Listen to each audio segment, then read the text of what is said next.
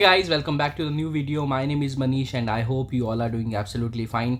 दोस्तों, जनवरी से लेकर मार्च तक का जो महीने रहते हैं वो काफ़ी इंपॉर्टेंट रहते हैं, क्योंकि जो पूरे साल भर में आपने मेहनत की होती है ये उसको जज करने का टाइम होता है आपके मैनेजर का, कि बंदे ने कैसी परफॉर्मेंस दी, क्या उसको रेटिंग देनी चाहिए, क्या उसको बैंड देना चाहिए और कितना उसका हाइक होना चाहिए।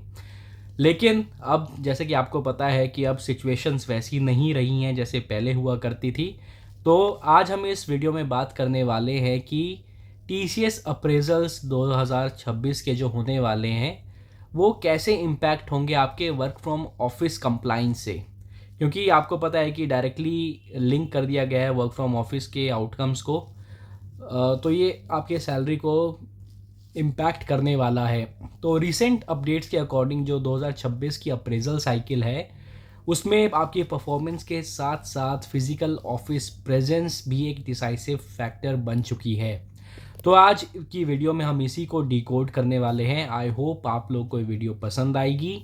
वीडियो शुरू करने से पहले अगर आपने मेरे चैनल को सब्सक्राइब नहीं किया है तो प्लीज़ मेरे चैनल को सब्सक्राइब करें, वीडियो को लाइक करें और वीडियो को अपने दोस्तों के साथ शेयर करें। चलिए इस वीडियो को शुरू करते हैं। आपको पता है कि टीसीएस ने जो वर्क फ्रॉम ऑफिस पॉलिसी का इन्फोर्समेंट काफ़ी स्ट्रिक्टली इम्प्लीमेंट किया है।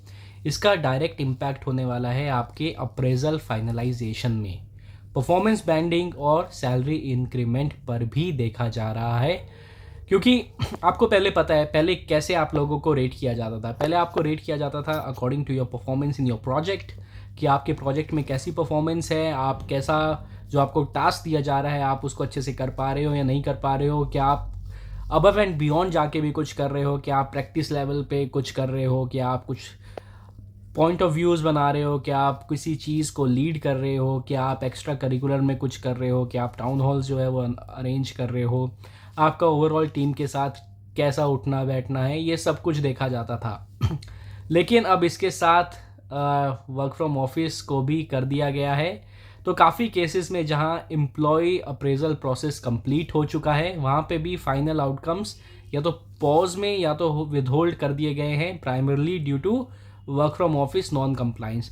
आपको पता है कि 5 दिन ऑफिस आना मैंडेटरी कर दिया गया था, और सिर्फ आना ही नहीं, कितने आवर्स आप स्पेंड कर रहे हो वो भी ट्रैक हो रहे थे। 9 घंटे की शिफ्ट है तो 9 घंटे ही होना चाहिए। अगर आप ऑफिस आए हो, आप 9 घंटे से पहले भी जा रहे हो तो वो भी नॉन कंप्लाइंस के रूप में देखा जा रहा था। तो काफ़ी केसेस ऐसे सामने आ रहे हैं जहाँ पे अप्रेजल प्रोसेस को ही विदहोल्ड कर दिया गया है due to work from office non compliance. इस पॉलिसी का जो सबसे ज़्यादा इम्पैक्ट है ना वो फ्रेशर्स पे देखा जा रहा है। जो फ्रेशर्स अपनी फर्स्ट एनिवर्सरी अप्रेजल एक्सपेक्ट कर रहे थे उनके अप्रेजल और सैलरी प्रोग्रेशन को होल्ड पर रखा गया है, क्योंकि वर्क फ्रॉम ऑफिस के नॉर्म्स को मीट नहीं कर रहे हैं। इस स्टेज पर अटेंडेंस नॉन कंप्लायंस का इफेक्ट करियर प्रोग्रेशन पर डायरेक्टली पड़ रहा है।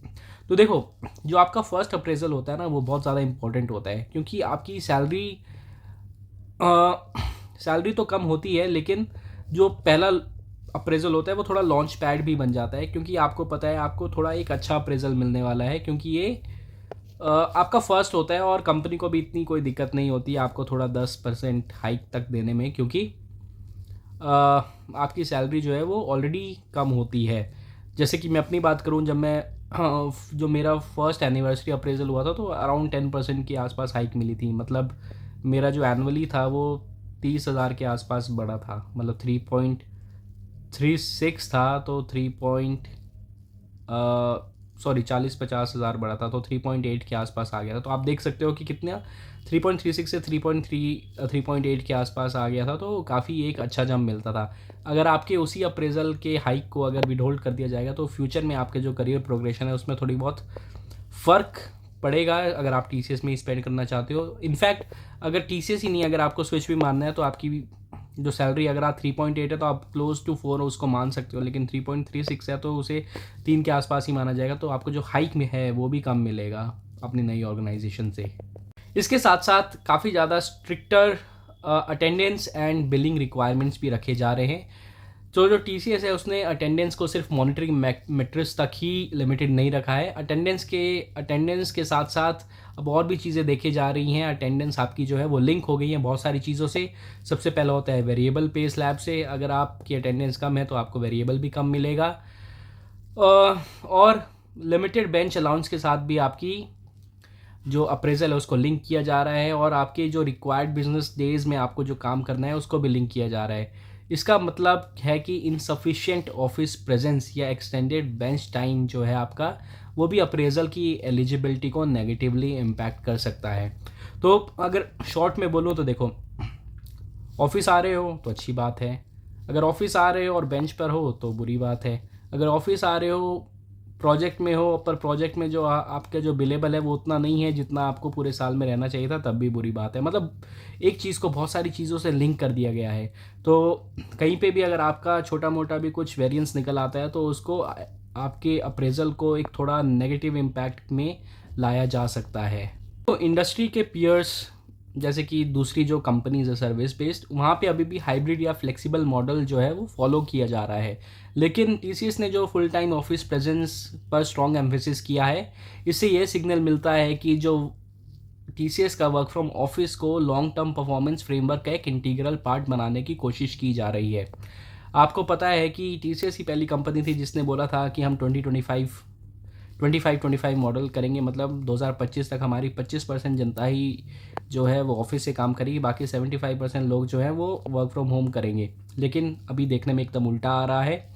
तो ये थी बात कि कैसे आपका जो वर्क फ्रॉम ऑफिस का कंप्लाइंस है उसको कैसे लिंक किया जा रहा है आपके अप्रेजल के साथ। तो क्या मीन करता है ये? तो देखो, जो work from office compliant employees हैं उनका जो अप्रेजल साइकिल है वो एक्सपेक्टेड जैसा चलता आ रहा था पहले भी वैसे ही होगा। फ्रेशर्स के लिए जो एनिवर्सरी बेस्ड अप्रेजल है वो होते रहेंगे। फाइनल आउटकम आपका जो होगा परफॉर्मेंस प्लस अटेंडेंस पर डिपेंड करेगा। लेकिन जो नॉन कंप्लाइंट एम्प्लॉयज़ हैं उनका सैलरी डिलेज या विद होल्डिंग हो सकती है, सैलरी इंक्रीमेंट और वेरिएबल पे इम्पैक्ट होगा। अगर कंटिन्यूड नॉन कंप्लाइंस हुई अगर फ्यूचर में, तो ये आपकी एम्प्लॉयमेंट को भी इफ़ेक्ट कर सकता है।